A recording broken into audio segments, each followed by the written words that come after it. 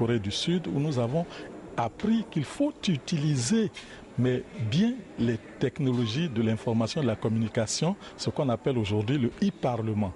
La Côte d'Ivoire a bénéficié des retombées de la Banque islamique de développement, par exemple le programme d'hydraulique villageoise, la construction de l'autoroute Abidjan-Yamsoukro et d'autres projets à venir. Nous avons également réinstauré les fastes des rentrées solennelles en invitant les parlements frères et nous-mêmes répondant à des invitations de parlements frères.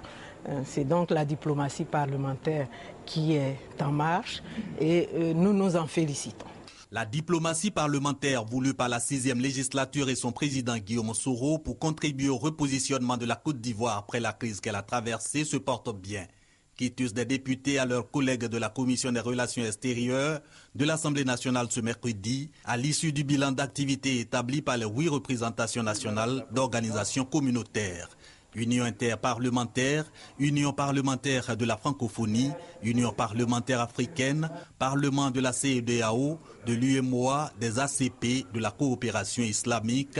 Bref, le Parlement ivoirien a participé à plus d'une 50aine de rencontres internationales de 2012 à ce jour, à côté des missions de son président pour établir la vérité au regard de quelques idées préconçues de la Côte d'Ivoire à la suite de la crise. Des voyages aussi pour le partage d'expériences et le renforcement de la coopération. Seul point de satisfaction relevé, les arriérés de cotisations ivoiriennes aux instances où siège le Parlement de Côte d'Ivoire, notamment l'Union parlementaire africaine. Sur la question, les députés plaident pour le respect des engagements. Il s'agit, indique-t-il, de permettre à la Côte d'Ivoire de reprendre entièrement sa place dans le concert des nations.